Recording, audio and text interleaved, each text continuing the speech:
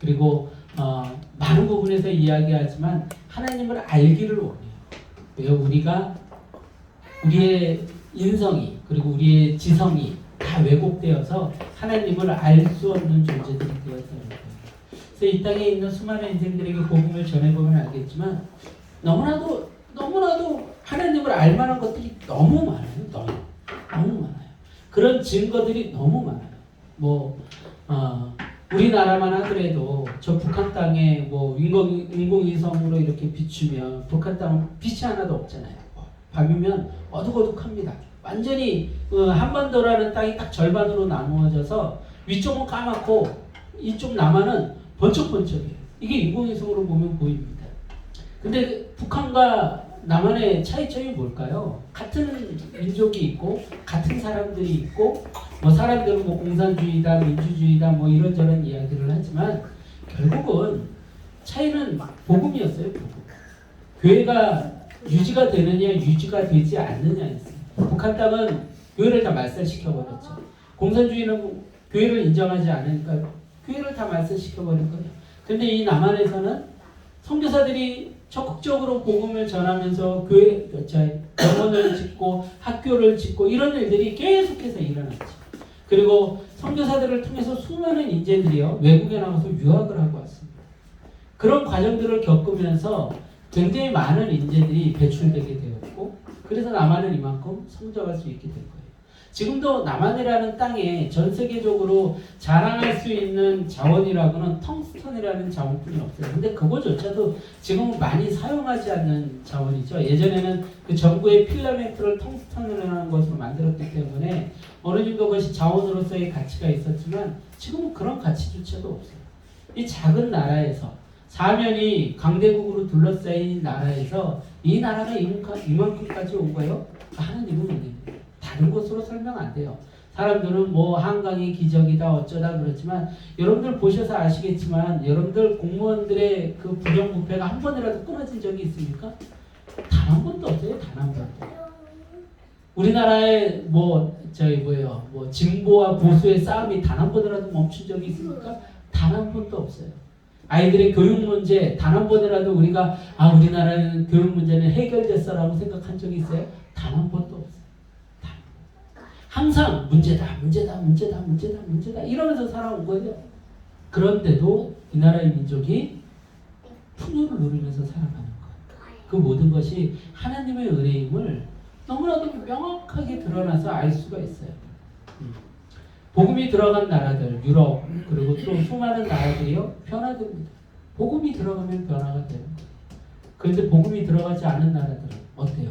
아직도 구습에 매여 있고 그 대표적인 나라가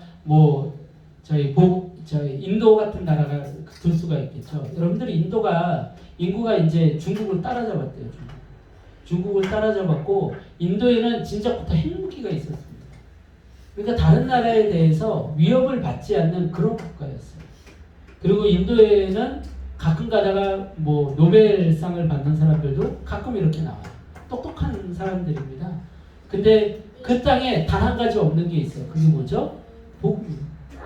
복음이 없으니까 그 십몇억 사람들이 생산을 하고 그 큰 땅덩어리에서 인도라는 나라 자체의 위치가요 굉장히 좋습니다. 유럽과 아시아를 연결시키는 그런 어떤 통로에 있고요. 그래서 인도라는 곳이 자신들이 정말로 잘 무언가를 개발하면 어마어마하게 많은 부를 쌓을 수 있는 국가예요. 그런데 아직도 인도에도 무슨 일들이 벌어져요? 성폭행, 그리고 신분제, 천민들, 이런 제도들이 지금도 유지가 돼요. 지금 21세기 지금 이 땅에. 왜 그래요? 거기에는 뭐가 들어가지 못했어요? 복음이 가득 채워지지 못했어요. 힌두교가 그들이 섬기는 종교죠. 그러니까 아직도 그 겐지스강이라는 곳에서 시체를 띄워보내는 거예요. 거기서 목욕을 하는 거예요. 거기 물을 마시는 거예요. 시체가 둥둥 떠다니는 그 겐지스강 물. 근데 무슨 차이라는 것을 너무나도 우리는 잘 알고 있어요. 잘 알고 있어요. 근데 뭐가 왜곡이 됐어요? 우리의 이성과 감성과 인성이 전부 다 왜곡이 되어버렸어요. 죄로 인해서. 하나님을 알지 못하는 거예요. 그래서 하나님께서 끊임없이 성경을 통해서 말씀을 통해서 기도를 통해서 무엇을 하기 원하시는 거예요? 하나님을 알아요. 하나님을 알면 우리 자연스럽게 예배하게 됩니다. 하나님을 알면 자연스럽게 성경 보게 돼 있어요. 하나님을 알면 자연스럽게 내 삶이 하나님을 찬양하게 되어 있어요. 근데 그걸 뭐라는 거? 그걸 못하는 거예요. 그래서 예수님께서는 이 치열한 전쟁터 속에서 우리에게 주신 두 가지 답이 말씀과 기도예요. 그것을 통해서 하나님을 알라는 것이죠. 상황 파악을 해야 된다고 제가 지난주에 거의 1시간이 넘게 설교를 하면서 여러분들에게 목이 터져라 이야기를 했어요. 상황 파악을 해야 됩니다. 예수님도 그 이야기를 끊임없이 강조를 하고 계세요. 제가 그 상황 파악이라는 그 설교를 준비를 하면서 묵상을 하는 가운데 이제 살아가다 보니까 몇 가지 이렇게 사건들이 보이는 거예요. 그 중에서 하나가 뭐였냐면 제가 과외 운행을 하는데 과외 운행을 이제 처음 아이 이제 시연이라는 아이를 태우려고 하는데 이 아이가 핸드폰을 보면서 걸어오는 거예요. 위험하잖아요, 아이가. 초등학교 1학년짜리 아이가 핸드폰을 보면서 걸어다니면 가뜩이나 주의 집중을 못하는 아이들이 그것까지 하면 사고 나기 딱 좋죠.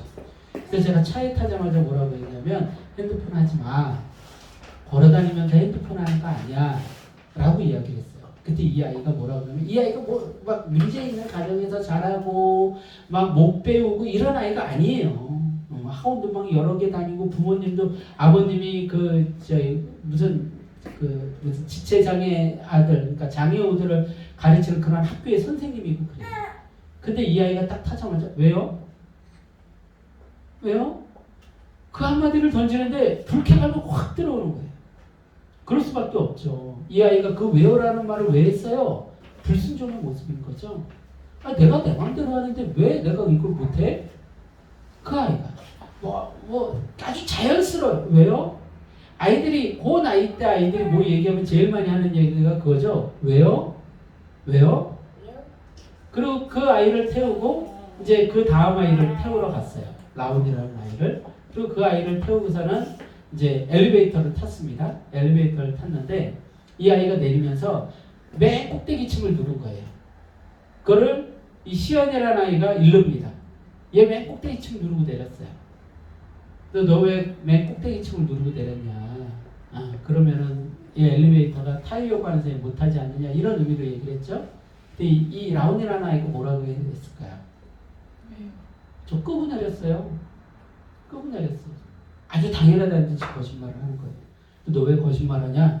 그랬더니 멋쩍어서 웃고 말더라고요. 그리고 그 아이 둘을 이제 과외가 끝나고 집에 데려다 주는데 이제 이 한 여자아이가 또 이제 핸드폰을 하는 거예요. 음악을 듣는 거예요. 계속 노래를 부르고 듣고 아주 제가 굉장한 실수를 했어요. 그 아이 옆에서 노래 잘 부른다 그랬더니 맨날 노래를 부르고 듣고 맨날 그래요. 근데 이제 옆에 한 아이가 혼자 있으니까 그 아이는 핸드폰을 안 가져왔더라고요. 그래가지고 야 핸드폰 끄고 친구랑 이야기하면서 가라. 그랬더니 기분이 이상한 거예요. 그래서 한마디도 안 합니다. 근데 옆에 있던 또 남자아이는 또 어떻게 해요? 상관없어요. 어차피 얘랑 얘기 안 해요. 초등학교 1학년짜리 아이들이 초등학교 1학년짜리 아이들이 그 상황을 너무 심각한 거예요. 왜 심각했을까요? 제가 여러분들 그 반 안에 그런 아이들이 몇 명 있어요? 그 아이들 전부 다 서로 자기는 생각하고 거짓말하고 자기의 것을 못하게 막으면 불쾌해하고 이기적이고 죄를 드러내는 아이들이 수십 명의 아이들이 서로 죄로 영향을 끼치면서 살아가는 거예요. 근데 그것이 계속 하루하루가 지나갈수록 이 아이들에게 어떤 희망이 있나요? 아니요. 점점 더 세상은 이 아이들에게 너희들 마음대로 살아가라. 너희들 욕망대로 살아가라. 거짓말을 해라. 사기를 쳐라. 남을 미워해라. 이런 것들을 가르치는 것들만 이 세상에 가득합니다. 그 아이들 가운데 그것을 서로 주고받으면서 커가는 거예요. 서로 괴물이 되어가고 있는 거죠. 부모들이 그 아이들에게 온전한 길을 제시할까요? 그러지 못한 경우가 더 많죠. 그런 경우도 있지만 야 너 좋은 대학 가야 된다. 좋은 직장 들어가야 된다. 남을 밟고 일어서야 된다. 이거 가르치는 부부들이 더 많잖아요. TV를 보면요. 전부 다 욕망에 관한 것들, 막 멋지게 사는 사람들에 관한 이야기들, 너희들 이렇게 해야 이렇게 될 수 있다. 그런 이야기들로 가득 하죠. 여러분들 이 아이들이 온전히 살아가는 것이 기적이에요. 정말 기적이에요. 다 괴물이 되어가고 있는 거예요. 근데 그 괴물들이 또 누구를 낳아요? 자식을 낳아요. 그러면 이 아이들은 또다시 괴물이 되는 거예요. 여러분들 그래서 제가 상황 파악을 해야 된다고 이야기를 하는 거예요. 너무 심각한 건가. 벌써 우리 하정이는 벌써 그 전쟁을 시작했더라고요. 친구들끼리 싸우면 싸우지 마. 서로 막 미워하면 미워하지 마. 막 집어 던지면 이거 집어 던지지 마. 이런 거 이야기하고 다닌대요. 그리고 와가지고 기도해요. 이 아이들이 예수님 믿게 해달라. 근데 이 아이조차도 그 가운데 죄를 이식받고 있는 거예요. 죄를 이식받고 있는 거예요. 아이들이 전부 다 서로에게 어떤 영향을 많이 끼쳐요? 죄의 영향력들을 더 많이 끼친다는 거예요.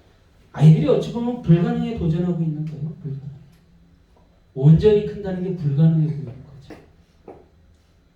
그런데 이 세상 가운데 우리가 그렇게 완전히 죄인이 되고 망가지는 그 모든 것을 멈추게 하는 것은 복음밖에 없어요. 복음밖에 없어요. 여러분 오늘 말씀의 현장도요 만만치 않아요. 예수님께서는 계속해서 그 현장을 보여주고 있습니다. 그 현장 속에서 제자들에게 가르침을 주고 계신 것이죠. 한번 보세요. 누가복음 22장 66절에서 71절. 우리 아까 읽었던 본문이죠. 합독해 보도록 합니다. 시작. 바리새인의 백성의 장로들 곧 대제사장과 서기관들이 모여서 예수를 그 공회로 끌어들여 이르되 내가 그리스도거든 우리에게 말하라 대답하시되 내가 말할지라도 너희가 믿지 아니할 것이요 내가 물어도 너희가 대답하지 아니할 것이냐. 그러나 이제부터는 인자가 하나님의 권능의 우편에 앉아 있으리라 하시니 다 이르되 그러면 내가 하나님의 아들이냐 대답하시되 너희들이 내가 그라고 말하고 있느니라. 그들이 이르되 어찌 더 증거를 요구하리요 우리가 친히 그 입에서 들었노라 하더라. 아멘. 자, 세상의 그 어떤 지금 예수님은요 어느 현장에 들어갔어요? 가장 세상의 극악한 현장에 들어가신 거예요. 그래서 그것을 통해서 뭘 보여주고 계신 거예요? 너희들이 가야 할 곳이 그곳이다. 그래서 우리가 뭘 하라고 지금 예수님이 보여주셨었어요? 땀방울이 핏방울이 될 정도로 기도해야 된다. 기도해야 된다. 그것을 우리에게 보여주셨어요. 이제 또 예수님이 한 장면을 보여주십니다. 무슨 장면이냐면 그 종교 지도자들이 예수님을 신문하는 장면이에요. 근데 오늘 성경 속에서 보니까 예수님께서 뭐라고 얘기를 하고 있냐면 이르되 내가 67절입니다. 이르되 내가 그리스도이거든 우리에게 말하라 대답하시되 내가 말할지라도 너희가 믿지 아니할 것이요. 아멘. 아멘. 세상이 어떻게 한대요? 듣지 않는데요. 정확하게 우리한테 보여주고 계세요. 괴물이 되어버린 인생들 그들은요 듣지 않습니다. 죄가 만연하면요 죄에 무감격해져요. 여러분들 그 미국에서 그 남북 전쟁이 무엇 때문에 일어났죠? 남북 전쟁이 노예제대 때문에 일어났죠. 근데 정말로 웃긴 게 뭔지 아십니까? 남과 북이 전쟁을 하면서 둘 다 누구의 이름을 들먹였어요? 하나님의 이름을 들먹였어요. 하나님이 우리를 도우실 것이다. 하나님이 우리와 함께 하실 것이다. 그러면 남쪽의 하나님과 북쪽의 하나님이 싸우나요? 네? 누군가는 잘못됐죠. 누군가는 잘못됐을 거예요. 뭐 역사가 이야기하는 뭐 그런 거는 다 떠나서 둘 중에 하나는 잘못됐을 거 아니에요. 둘 중에 하나. 근데 그 둘 다 그것을 이야기하면서 그들은요 그것이 정이라고 생각했어요. 남쪽에 있는 자들은 노예제도에 찬성을 하면서 그것이 정이라고 생각을 했고요. 북쪽에 있는 사람들은 노예제도를 폐지해야 된다면서 그것이 정이라고 생각을 했어요. 남쪽에 있는 사람들이 갖다 댄 그 정의의 기준은 뭐냐면 노아 시대까지 갑니다. 셈과 함과 야벳이라는 노아의 세 아들이 있었는데 함의 후손들이 흑인이라고 생각을 했어요. 그리고 그 함이 아버지 노아를 욕보였고 노아가 그 함에 대해서 저주를 내립니다. 그래서 그 함의 후예들이 아프리카 사람들 흑인들이 되었고 그들을 노예로 삼는 것은 너무나도 정당하다고 생각했어요.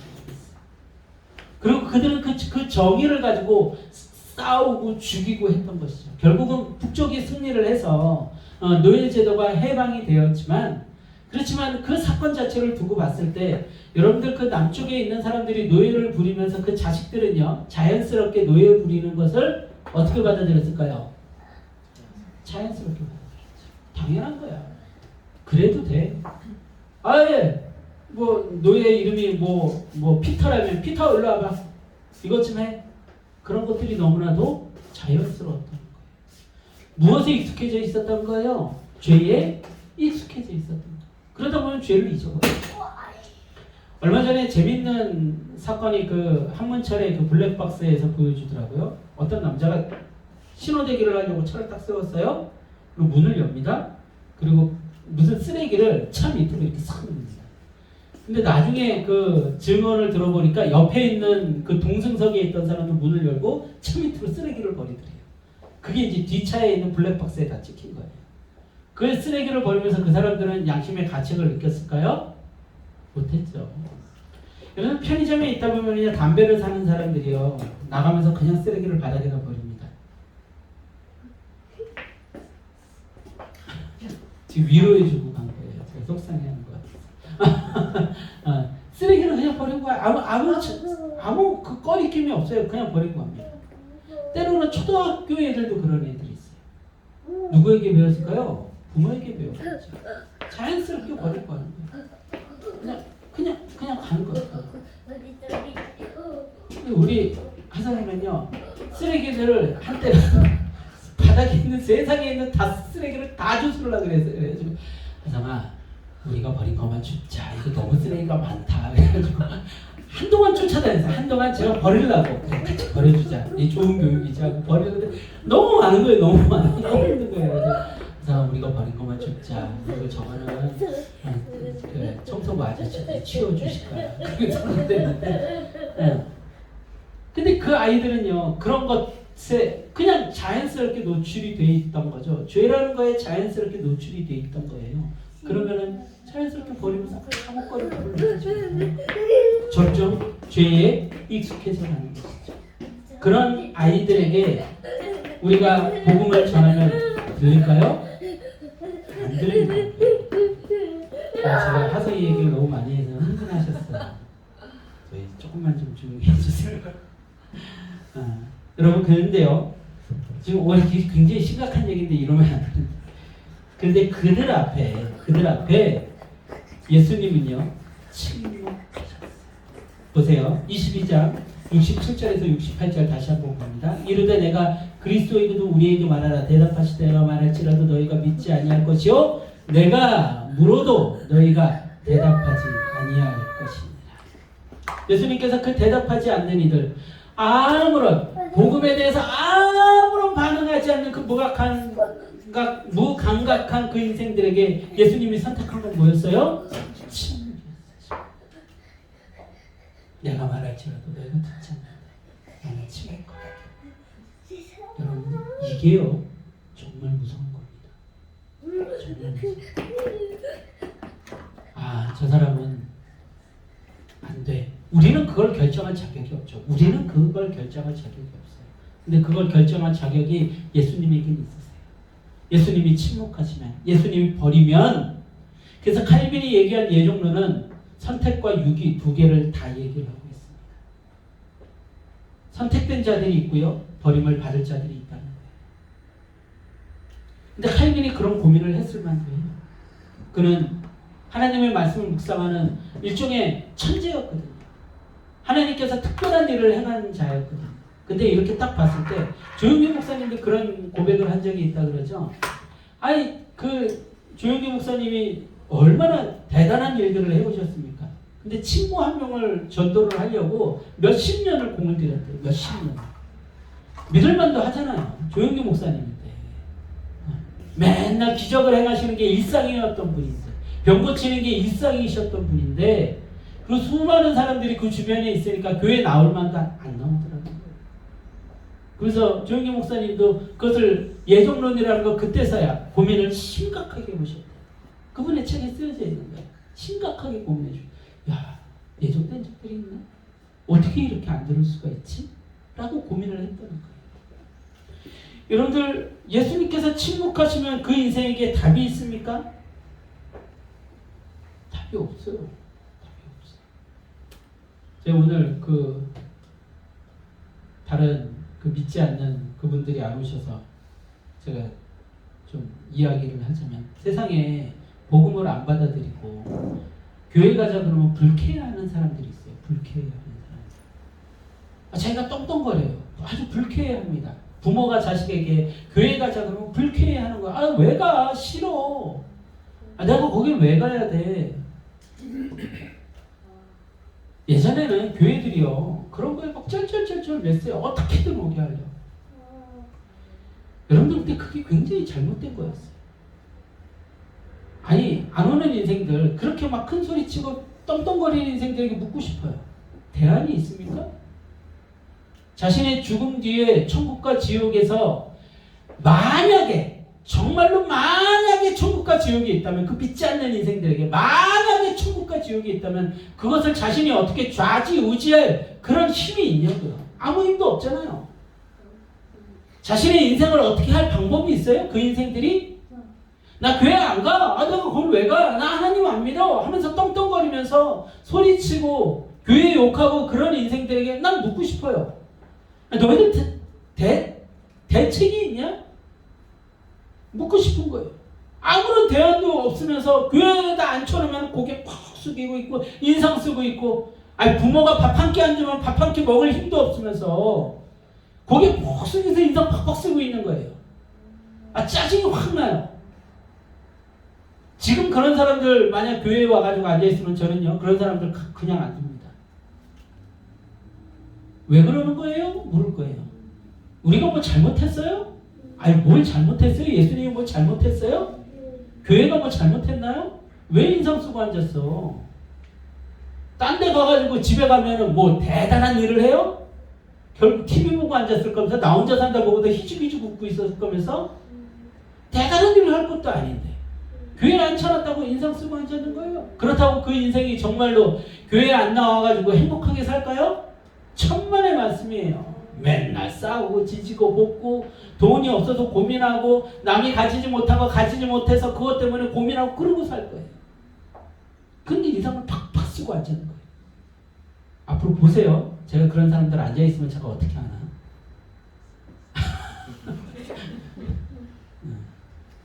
인상들을 왜 바꾸?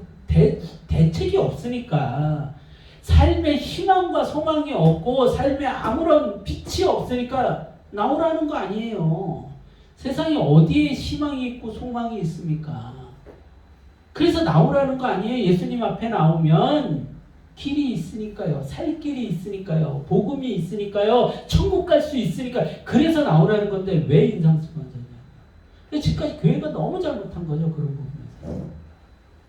살 길이 없어, 대책이 없어서 그런 사람들이 나와야 돼요. 70년대, 80년대 그래서 교회가 부흥할 수 있었던 거예요. 그런 사람들이 나왔거든요.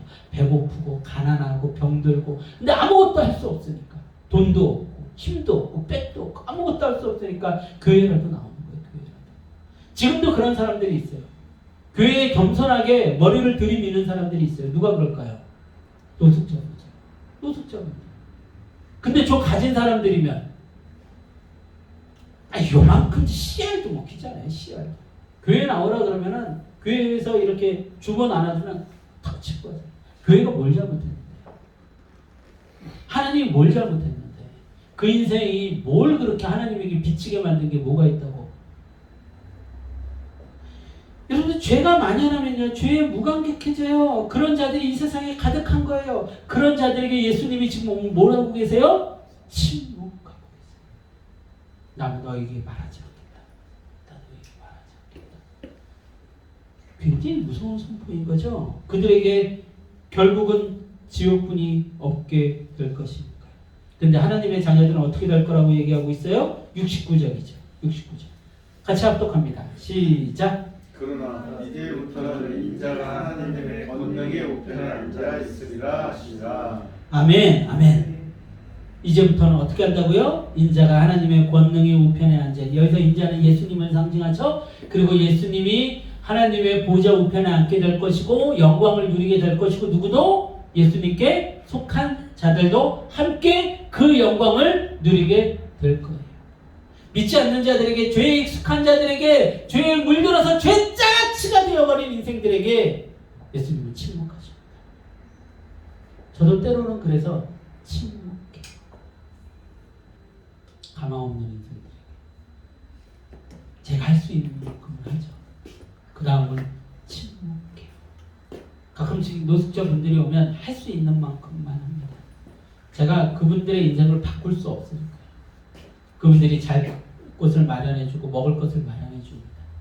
그리고 돈이 필요하다 그러면 돈도 제가 내어줄 수 있을 만큼 내어줍니다. 근데 그리고 그분들이 떠나가면 저거 어떻게 할 수가 없어요. 저거 어떻게 할 수가 없어요. 예수님께서 지금 그런 모습을 우리에게 보여주고 있는 거예요. 누가복음 22장 70절의 종교 지도자들의 질문은요, 사탄의 그것과 굉장히 닮아 있습니다. 22장 70절 한번 같이 합독해 볼까요? 시작. 예. 그러면 네가 하나님의 아들이냐 대답하시되 너희들이 내가 그라고 말하느니라. 아멘. 자, 잘 보세요. 잘 보세요. 지금 그 종교 지도자들이 뭐라고 있어요? 하나님의 아들이냐라고 묻고 있어요. 자, 이 질문 어디서 많이 들어보지 않았어요? 어디서 들었어요? 십자가. 네가 하나님의 아들이냐? 사탄이 그 세 번 시험할 때. 오, 갑자기 그냥 예리한 눈빛으로 그냥 눈을 더 작게 뜨시고 서로 막 세 번 시험할 때. 그래요. 사탄이 세 번 시험. 자, 보세요. 그 장면 한번 보겠습니다. 누가복음 4장 3절 9절입니다. 누가복음 4장 3절입니다. 뭐라고 되어 있냐면 마귀가 이르되 내가 만일 하나님의 아들이거든 이 돌들에게 명하여 떡이 되게 하라. 자, 보세요. 되게 중요한 장면이에요. 잘 보세요. 9절에 보니까 또 뭐라고 되어 있어요? 또 이끌고 예루살렘에서 가서 성전 꼭대기에 세우고 이르되 내가 만일 하나님의 아들이거든. 뭐 하는 거예요? 조롱하는 거죠. 사탄이 제일 잘하는 게 이 조롱이에요. 조롱. 여러분들이 자기의 자격지심에 빠지고 그것 때문에 싸우고 자존심 때문에 무너지고 분쟁하고 모든 것이 사탄의 조롱이에요. 조롱. 조롱에 속아서 저 사람 나 무시하나? 야, 저 사람이 나 무시한다. 그 조롱이에요. 조롱. 그 조롱을 언제부터 시작했어요? 언제부터 시작했어요? 이때부터 예수님을 유혹하는 그 순간부터 시작하는 거예요. 우리 인생이 살아가는 모든 순간에 조롱으로 점철되어 있습니다. 언제까지? 죽을 때까지. 그래서 죽기 전에 할아버지 할머니들이 제일 많이 하는 게 뭐예요? 내가 한 게 아무것도 없어. 내가 이룬 게 아무것도 없어. 죽어야 돼. 죽어야 돼. 평생을 인생들이 제일 많이 하는 얘기가 그거일지도 모르겠어. 나 죽어야 돼. 죽어야 돼. 조롱하거든요. 사탄이 계속 조롱하는 거예요. 너 남편한테 이렇게 버림받았잖아. 너 아내에게 이렇게 버림받았잖아. 너 자식에게 이렇게 버림받았잖아. 너 부모에게 이렇게 버림받았잖아. 친구에게 버림받았잖아. 너 이런 거 할지 모르잖아. 너 이 정도뿐이 안 되는 인간이잖아. 너 이런 죄 지었잖아. 라고 조롱을 한다는 거예요. 자, 그런데요. 이 사탄이 어떻게 했대요? 13절입니다. 누가복음 4장 13절. 마귀가 모든 시험을 다 한 후에 뭐라고 되어 있어요? 얼마 동안 떠납니다. 완전히 떠났어요? 안 떠났어요. 예수님이 실패하고 죽는 그 순간까지 사탄은 떠나지 않아요. 우리 인생이 죽음에 이르는 그 순간까지, 지옥에 떨어지는 그 순간까지 사탄은 떠나지 않아요. 성경이 뭐라고 되어 있을까? 얼마 동안 떠나니라. 그리고 나서 어떻게 했어요? 예수님이 사역하는 그 사역 기간 내내 계속해서 틈을 노리고 있는 거예요. 그리고 여러분들 기억하시죠? 누구 속에 사탄이 들어갔어요? 가룟 유다 안에 사탄이 들어갔어요.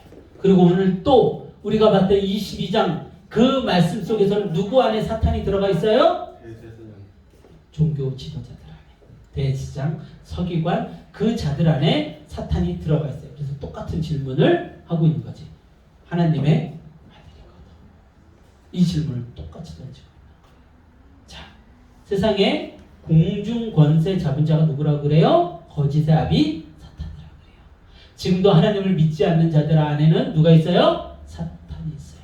그들이 하나님의 자녀들이 잘 되는 꼴을 봐요? 못 봐요? 못 봐요. 제가 그거 정확하게 경험한 사람이라니까요. 계속 조롱하는 거예요.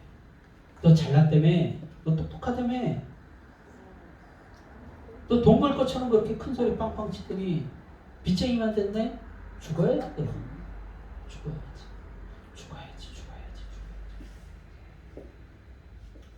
하나님의 사람이 하나님의 영광대로 영광을 드러내야 될 존재가 죽어야 끝나요. 죽어요. 그래서 제 인생 속에서 그런 질문을 많이 던져서 죽어야 끝나요? 너무 지독하게 공격을 하는 거예요. 주변 사람들 속에 사탄이 들어가서 지독하게 공격을 하는 거예요. 언제까지? 죽을 때까지. 그래서 우리는 어떻게 해야 돼요? 하나님을 알아야 돼요. 말씀을 알아야 돼요. 그 사탄과 싸울 수 있는 방법을 예수님께서 보여주셨는데 그게 뭐예요? 말씀이십니다. 사탄이 3번 유혹했을 때, 시험했을 때 예수님께서 말씀으로 물리쳤죠. 사탄이 우리에게 가장 많이 하는 그 조롱 중에서 하나가 너는 형편없는 자야. 너는 존경받지 못하고 있어. 하고 우리의 자존심을 건드리죠. 그럴 때 우리가 말씀을 떠올리면 어떻게 돼요? 우리를 하나님의 아들이라 칭하셨다니까요. 우리는 형편없는 존재가 아니에요. 우리는 가치 없는 존재가 아니에요. 그 말씀으로 대적하는 거예요. 하나님이 나에게 이런 약속하셨는데 너는 내 아들이라. 내가 너를 지명하여 불렀나니 너는 내 아들이라. 하나님이 나에게 그렇게 얘기해 주셨는데 내가 왜 가치 없는 자야? 에이, 택도 없는 소리 하지 마. 나는 가치 있는 인간이야. 이렇게 말씀으로 대적하라는 것이죠. 여러분들에게 무엇을 그 삶에 살아가는 그 어떤 먹고 사는 문제 때문에 막 괴롭혀요. 그러면 우리가 떠올릴 수 있는 말씀 뭐예요? 먼저 그 나라와 그 일을 가라. 그리하면 이 모든 것을 너희에게 더하시리라. 무엇을 마실까? 무엇을 먹을까? 염려하지 말아라. 하늘에 있는 참새도 하나님께서 먹이시고 들에 있는 백합화도 하나님께서 입히시는데 너희들일까 보냐. 뭐가 걱정이냐. 걱정하지 말아라. 나는 그 하나님의 말씀을 떠올리는 거예요. 그러면은 막 물질의 압력이 막 올 때 이겨내는 거죠. 하나님의 말씀으로 그렇게 이겨내는 수밖에 없어요. 사탄은요, 우리보다 똑똑할 때가 많아요. 그는 영적인 존재란 말이에요. 우리의 약점을 정확하게 알고 있어, 정확하게. 그래서 그 약점을 공격해 들어오는 거예요. 그러면 우리가 그들을 대적해서 이길 수 있는 방법은 말씀밖에 없다는 거예요. 근데 그 사탄이 지금 계속해서 예수님의 공생의 사역을 시작할 때부터 해가지고 계속해서 조롱하며 따라 붙고 있는 거예요. 예수님이 십자가에서 죽었을 때 그는 승리했을지 알았을 겁니다. 야, 죽었어. 근데 그 십자가의 죽음이 예수님의 승리였죠. 죽음을 통해서 완전하게 사탄의 머리를 깨버리셨어요. 그래서 이제 사탄이요, 정말로 할 수 있는 건 거짓말밖에 없어요. 조롱밖에 없어요. 근데 우리가 거기에 무너지는 거예요. 이 땅의 모든 자들이 거기에 무너지는 거예요. 이 사탄은 지금도 우리가 막 열심히 기도하고 말씀을 보고 막 뜨겁게 하나님과 교제하고 이러면요, 잠깐 떠나는 거예요. 완전히 떠나지 않아요. 절대로 완전히 떠나지 않아요. 얼마 동안 떠나는 거예요. 그리고 조금의 자존심 건드려진 문제 있으면 툭 건드리는 거죠. 그러면 뭐 여지 없어요. 그냥 무너지는 거예요. 왜 나한테 그래? 내가 뭘 잘못했는데? 아까 그 아이들처럼. 왜요? 내가 뭘? 여러분들 가만히, 제가 그 얘기 너무 많이 하잖아요. 철학을 해보시라고. 말씀을 가지고 세상을 철학을 해보세요. 가만히 고민해보세요. 곤충에 대한 이해, 어류에 대한 이해도 좋지만 인생에 대한 이해를 가만히 철학을 해보세요. 그러면 말씀이 진리인 게 보이기 시작해요. 그렇게 되면 진짜로 말씀이 믿어지는 거예요. 그렇게 해서 말씀이 믿어질 때 그건 흔들리지 않아요. 여러분들에게 다시 한번 부탁합니다. 가만히 한번 철학을 해보세요. 말씀을 알아야 근데 철학도 되지. 말씀을 깊이 보시고, 여러분들 요즘 글 계속 올리잖아요. 굉장히 유익한 것 같아요. 그걸 올리면서 적어도 그것을 적어서 올리실 때는 본인이 그래도 고민을 하게 됩니다. 고민을 하게 됩니다.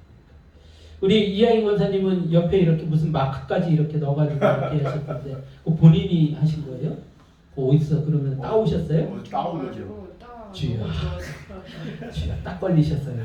이상하다. 이게 이하인 권사님 감각이 아닌데 이게. 너무 좋더라고요. 어?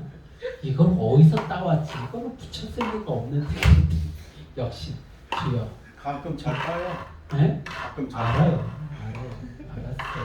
알았다고요. 이거를 처음 따와서. 그러니까 어쨌든 그런 것들을 하나하나 올리면서 적으시면서 고민하게 되는 거예요. 아, 하루라도 잠깐이라도 인생은 이런 건가? 우리의 삶은 이런 건가? 하나님은 뭐 어떻게 우리의 인생을 이끌어 가시나? 고민해 보라는 거예요. 어쨌든 오늘 그 종교지도자의 질문은요, 사탄의 질문과 닮아 있고요. 그들 안에 사탄이 들어가 있는 거예요. 마귀는 결코 포기하지 않죠.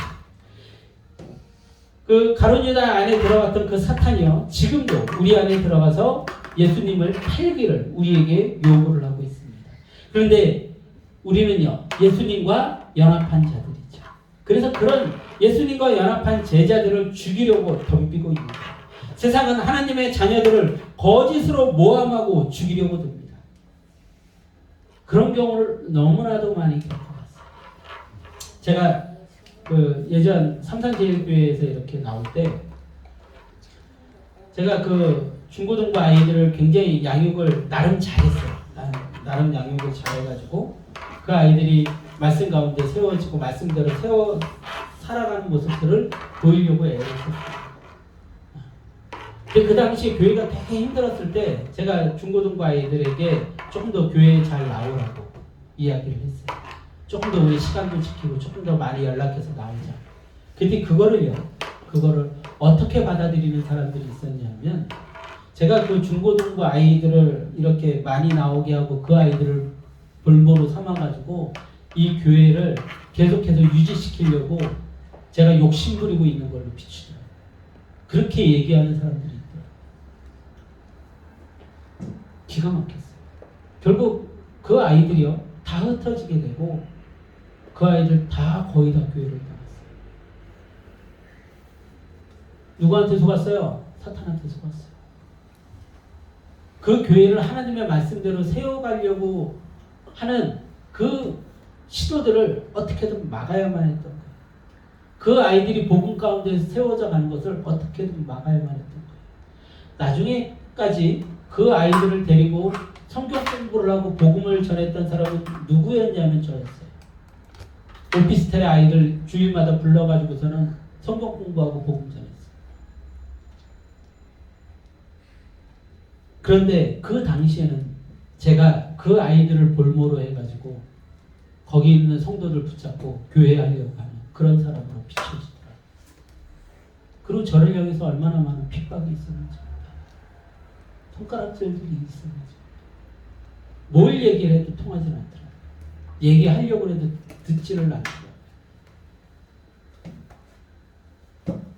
너무 가슴이 아팠어요. 너무 가슴이 아팠어요. 그 당시에 그 모든 것들 때문에 저는 나중에 교회를 떠나면서 하나님이 갚아주실 거라고 기대를 했죠. 그런데 어떻게 됐어요? 나중에 하나님께서 지금의 사모와 새로운 교회에서 가장 아름답게, 가장 귀하게 그곳에서 결혼식을 치렀어요. 하나님의 축복과. 사람들은 전부 다들 저를 향해 손가락질했지만, 저를 향해서 전부 다들 저주했지만, 나중에 하나님께서 그것을 아니야, 잘못되지 않았어 라는 것을 저를 통해서 보여주셨어요. 저도 감사했어요. 제가 가장 감사한 부분은 그거예요. 가장 감사해요. 여러분들, 세상은요 계속해서 하나님의 자녀들을 죽이려고 합니다. 그리고 세상은요 계속해서 그 사탄의 거짓말에 놀아나고 있는 거예요. 여러분, 세상이 요구하는 것은 뭘까요? 세상이 필요로 하는 것은 뭐예요? 욕망과 기적, 이것뿐이 없어요. 자, 우리 한번 같이 봅시다. 누가복음 23장 1절에서 12절입니다.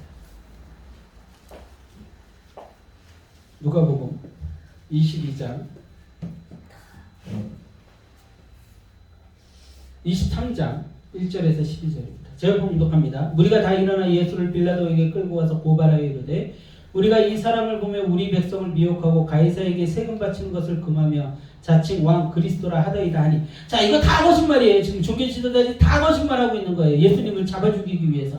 이들은 지금 이 안에 누가 있어요? 사탄이 있다니까요. 3절부터 계속 봅니다. 빌라도가 예수께 물어 이르되 내가 유다인의 왕이냐 대답하여 이르시되 내 말이 옳도다. 빌라도가 대제사장들과 무리에게 이르되 내가 보니 이 사람에게 죄가 없도다 하니 무리가 더욱 강하게 말하되 그가 온 유대에서 가르치고 갈릴리에서부터 시작하여 여기까지 와서 백성을 소동하게 하나이다. 예수님이 그러셨어요? 아니요, 예수님은 병자들을 고쳤어요. 가난한 자들을 살리셨어요. 그게 예수님이 하신 일이었어요. 자, 6절부터 계속 봅니다. 빌라도가 듣고 그가 갈릴리 사람이냐 물어 헤롯의 관할에 속한 줄을 알고 헤롯에게 보내니 그때 헤롯이 예루살렘에 있더라. 그러니까 이 빌라도하고 헤롯이라는 인물은요, 앙숙이었어요. 왜 앙숙이었냐면 헤롯은 그 당시에 식민지로 있었던 이스라엘의 분봉 왕이었고 빌라도는 거기에 총독이었어요. 그 우리나라 일제시대로 이해하면 딱 정확하게 이해할 수 있어요. 그러니까는 일제시대 때 조선이라는 나라의 왕이 누구였어요? 고종이었죠. 그리고 총독은 이토 히로부미, 그죠, 맞죠? 맞나요? 그 사람이었단 말이에요. 그러면 이토 히로부미와 고종의 관계가 좋았을까요? 앙숙이었겠죠. 지금 딱 그런 관계예요. 빌라도와 헤롯이. 그런데 빌라도가 자신이 여기서 예수님을 잡아 죽이면 민중들이 들고 일어날 것 같은 거예요. 그래서 곤란하게 될 것 같고 예수님이 죄가 없는 걸 알고 있었기 때문에 누구에게 보내요? 헤롯에게 보냅니다. 자, 8절입니다. 헤롯이 예수를 보고 매우 기뻐하니 이는 그의 소문을 들었으므로 보고자 한 지 오래였고 또한 무엇이나 이적 행하심을 볼까 바랐던 영고라. 여러 말로 물으나 아무 말도 대답하지 아니하시니 대제사장들과 서기관들이 서서 힘써 고발하더라. 헤롯이 그 군인들과 함께 예수를 업신여기며 희롱하고 빛나는 옷을 입혀 빌라도에게 도로 보내니 헤롯과 빌라도가 전에는 원수였으나 당일에 서로 친구가 되더라. 기가 막힌 장면이 벌어지고 있는 거죠. 헤롯이 예수님에게 기대한 건 딱 한 가지였어요. 뭐 기적 좀 해내봐. 못하네? 예수님이 침묵하셨죠. 못하네? 그러니까 예수님을요 조롱하고 다시 빌라도에게 보내버립니다. 여러분, 헤롯과 빌라도는요 모두 예수님을 아는 통로가 있었어요. 자, 확인해 봅시다. 마태복음 27장 19절입니다. 마태복음 27장 19절이에요. 마태복음 27장 19절.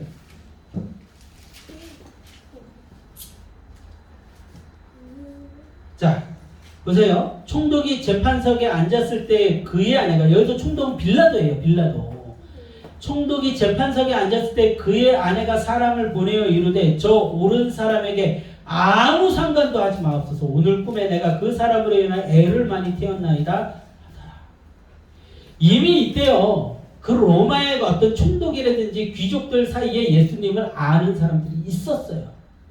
뭐 예를 들어 가지고 아리마대 요셉이라든지 아니면은 뭐 니고데모라든지 이런 사람들도 고위직에 있었던 사람들이거든요. 그 사람들이 예수님에 대한 소문을 들어 알고 있었단 말이에요. 그리고 로마의 백부장들 중에서 병이 치료받은 백부장들도 있었고 그 자녀들이 백부장들 중에서 그런 경험들을 누군가에게 전했겠죠. 예수님이라는 분이 있는데 훌륭한 분이에요. 빌라도의 아내도 그걸 들어 알고 있었죠. 거기다가 뭐까지 해요? 꿈까지 꿔요. 꿈까지. 아, 이 사람 죽이면 안 되구나. 그래가지고 빌라도에게 사람을 보내서 그 사람 해치면 안 된다 라고 이야기를 하는 거예요. 예수님이 죄가 없는 것도 빌라도는 알고 있었고요. 그래서 나중에 물에다가 손을 씻으면서 야, 이 죄 너희들이 받아라 라고 이스라엘 사람들에게 얘기를 한다고요. 근데 이스라엘 사람들이 뭐라고 해요? 그러겠습니다. 그 피값 우리가 받겠습니다 라고 이야기하고 예수님을 십자가에 못 박아 죽게 만들었죠. 그리고 그들은 그 피값을 치릅니다. 철저하게 말하는 거죠. 여러분들 어쨌든 그걸 떠나서 지금 이 빌라도가 예수님을 알아요, 몰라요? 알게 되었다는 거예요. 자, 헤롯도요 예수님을 아는 통로가 있었어요. 누가복음 8장 3절입니다. 자, 조금만 집중해서 잘 보세요. 여러분들 설교 아니고서는 이거 어떻게 이렇게 다 찾아보겠어요, 그죠? 이렇게 정리 못하니까. 누가복음 8장 3절 같이 합독합니다. 시작. 헤롯의 청지 다시요. 누가복음 8장 3절 시작. 헤롯의 청지 구사의 아내 요한나와 수산나와 다른 여러 여자와 함께하여 자기들의 소유로 그를 섬기라. 아멘, 아멘. 예수님의 제자들과 예수님을 섬기는데 누가 했다고 지금 성경에 얘기를 하고 있어요? 헤롯의 청지기 구사의 아내 요한나와 수산나와 다른 여러 여자가 함께 예수님을 섬겼대요. 헤롯의 청지기라는 사람이 뭐냐면 지금으로 따지면 총독 같은 역할, 총리 같은 역할인 거예요. 집사. 그러니까 가장 헤롯의 어떤 돈을 관리하고 가까이서 헤롯을 모시던 사람의 아내인 요한나라는 사람이 예수님을 섬기고 있었던 거예요. 예수님을 알고 있었던 거예요. 그러면 이 소문이 헤롯에게 들어갔을까요? 안 들어갔을까요? 들어갔죠. 그리고 헤롯이 또 누구를 죽였어요? 세례 요한을 죽였어요. 세례 요한의 목을 잘라 죽였단 말이에요. 그러고 나서는 헤롯은요 악몽에 시달렸어요. 야, 내가 선지자를 죽인 거 아닌가? 막 악몽에 시달렸어요. 근데 예수님이라는 분이 기적을 해나고 다니는데요. 근데 예수님에 대한 소문을 들었더니 놀라운 거예요. 예전에 세례 요한이 했던 것 같은 거예요. 그래서 사람들에게 물었더니 세례 요한이 살아 돌아온 거라고 막 착각할 정도. 이 헤롯은요 예수님에 대해서 관심이 많았고 알고 있었어요. 근데 둘 다 어떻게 했어요? 예수님을 거부했어요. 그리고 예수님도 빌라도와 헤롯 앞에서 어떻게 하셨어요? 침묵하셨어요. 여러분 그들은요 자신들의 정치적 유익을 위해서 예수님을 죽음으로 내몰고 진실 앞에 눈을 감습니다. 근데 누구와 닮아 있어요? 이 모습이 누구와 닮아 있어요? 세상 사람들. 세상의 눈치를 보며 진리를 거부하는 인생들의 모습과 닮아 있어요.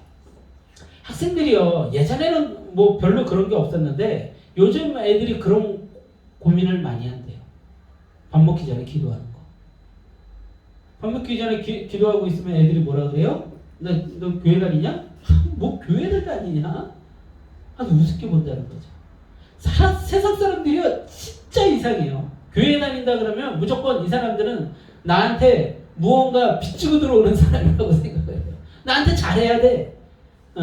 막 나한테 잘못하면 뭐야 하나님 믿는 사람이? 이게 아주 입에 붙어 있어요. 뭐 집사가 뭐 그래? 뭐 목사가 왜 그래? 목사 그러면 안 돼요? 저도 차 끼어들기 막 빵빵 내요.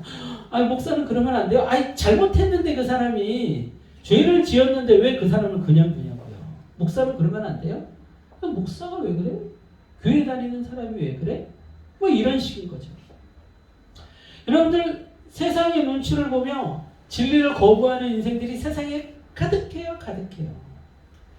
그래서 아이들이요 그 가운데 기도하지 못하는 거예요.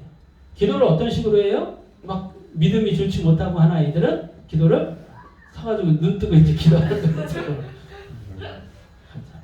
그럼 먹는 거죠. 전혀 누구도 눈치 못 채요. 요즘 아이들이 그래요.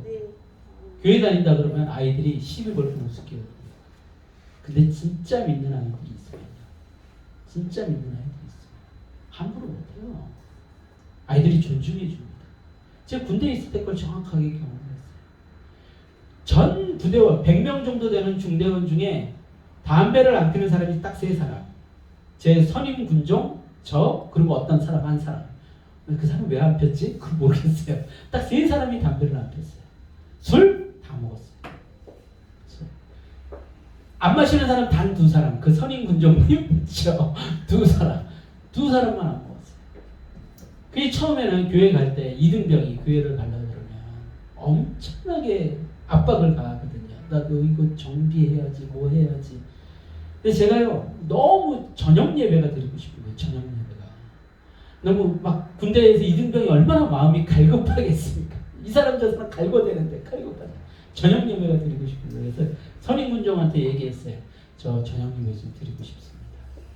그래서 그 선임군종이 그 당시에 그 국목님한테 얘기를 해가지고 저녁 예배를 드리게 했어요. 제가 그날 처음 저녁 예배를 참석했을 때 그 연대교회 찬양단 리더가 됐어요.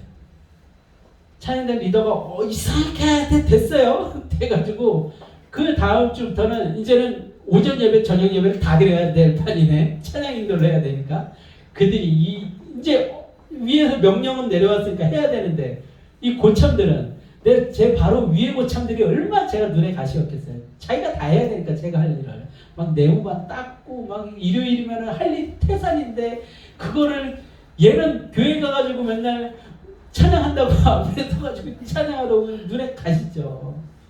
근데 점점 시간이 지나면서 이렇게 바뀌어가는 거예요. 나중에 어떻게 됐는지 아십니까? 제가 말년에 제가 중대장이 저한테 이런 얘기를 했어요. 야, 요번에 크리스마스에 애들 데리고 찬양 그 대회 나가야 되니까 연습 좀 시켜줘. 그리고 저를 붙여보려고 제대가 12월 14일이었거든요. 근데 12월 25일까지 좀 있어달라는 거예요, 부대에서. 제가 절대 그럴 수 없죠.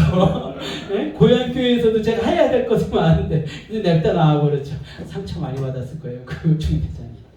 나중에는 제가 하는 모든 것에 사람들이 동의해주고 함께해주고 그랬어요. 그러니까 진짜 믿음을 가진 사람들은요, 거기를 다스리고 통치를 해요.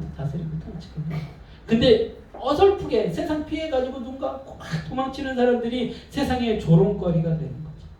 근데 오늘 말씀에서도 보면은 이 헤롯과 빌라도가 보면 진실 앞에 눈을 감죠. 세상 사람들이 다 그러고 있는 거예요. 전부 다 두려워한다니까요. 여러분들 죽음에 대해서 두려워하지 않는 사람 단 한 사람도 없어요. 단 한 사람도. 근데 내가 교회에 나가면 왠지 바보 소리 들을 것 같은 거예요. 진짜 바보는 누군데? 아니 진화론을 믿고 있으면서 그게 진짜라고 생각. 여러분들 그거 알죠? 맹장이 아무 우리 몸에 필요가 없는 물건이어서 막 사람들 수술해서 떼어내잖아요. 그리고 꼬리뼈 이게 뭐의 그 흔적이라고 사람들 막 얘기해요? 진화의 흔적. 원래 우리가 원숭이의 후손이었기 때문에 꼬리가 있었다. 근데 그 꼬리가 사라지면서 뼈만 남은 거다. 이렇게 얘기를 하잖아요. 여러분들 꼬리가 있으면 얼마나 좋은데 왜 꼬리가 사라져요? 서로 이렇게 붙잡고 다니면 얼마나 좋겠어요. 아이들이 부모를 이렇게 놓칠 일이 없어요. 부모는 두 손을 다 쓸 수 있고 아이는 꼬리 잡고 다니고. 꼬리가 왜 사라져? 진화를 하면서 더 늘어나야죠. 어쨌든 그런데 요즘은요 과학에서 그게 바뀌었어요. 개념이 바뀌었어요. 뭐라고 개념이 바뀌었냐면 우리가 아직 그 필요성을 모르는 거다. 그건 원래 필요했던 것들이다. 이렇게 개념이 바뀌고 있어요. 맹장이요. 여러분들 우리가 막 잘못된 걸 먹으면 뭘 하죠? 설사를 하죠. 설사를 하면서 뭐가 나가는 거냐면 우리 몸 안에 있는 나쁜 바이러스들이 더 빠져나간대요. 그 탈이 나게 했던 바이러스들이 설사를 통해서 다 빠져나가는 거예요. 그런데 그 빠져나갈 때 나쁜 세균만 빠져나가는 것이 아니라 좋은 세균도 빠져나간다는 거예요. 그 좋은 세균을 가둬두는 그 좋은